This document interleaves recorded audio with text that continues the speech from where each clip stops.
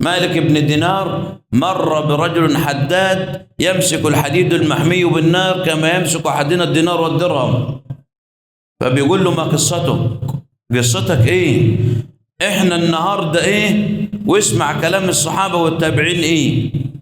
قال له: إنه كان لي ابنة عم وأريد أن أتزوجها، ولكنها تزوجت من رجل آخر، وبعدها بأيام أو سنين جاءت إلي تطلب شيء من متاع الدنيا لأن أولادها يتضررون جوعا، فقلت لها: لا أعطيك شيئا حتى تمكنيني من نفسك، أنا مش هديك حاجة إلا أن مكنتيني من نفسك. أبت المرأة وذهبت، وما هي إلا لحظات، وعادت مرة أخرى قالت له: سأمكنك من نفسي بشرط واحد، أن تغلق الأبواب كلها.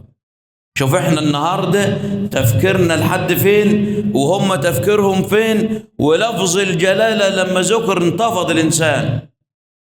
وعندما جلس منها كمجلس الرجل مع زوجته قالت له: هل غلقت الأبواب كلها؟ احنا النهاردة لو واحدة واحنا بنعمل الفحشاء انت قفلت الباب، هيقول لها هتقول له ربنا، هيقول لها بس وقت الله يعين الله وتعالى وربنا يفرجها.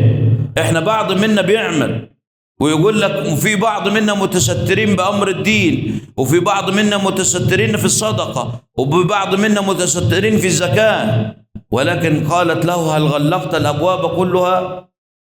قال: نعم. قالت له: لقد غلقت الأبواب كلها ولم تغلق باب الواحد الديان الذي لا يغفل ولا ينام. فقام الرجل مفزوعا من مكانه وقال لها: لا أسألك شيئا إلا الدعاء، خذي ما شئت ولا أسألك شيئا إلا الدعاء. فقالت: اللهم احفظه من النار في الدنيا واحفظه من النار في الآخرة، فأرجو من الله سبحانه وتعالى أن يحفظني ويحفظكم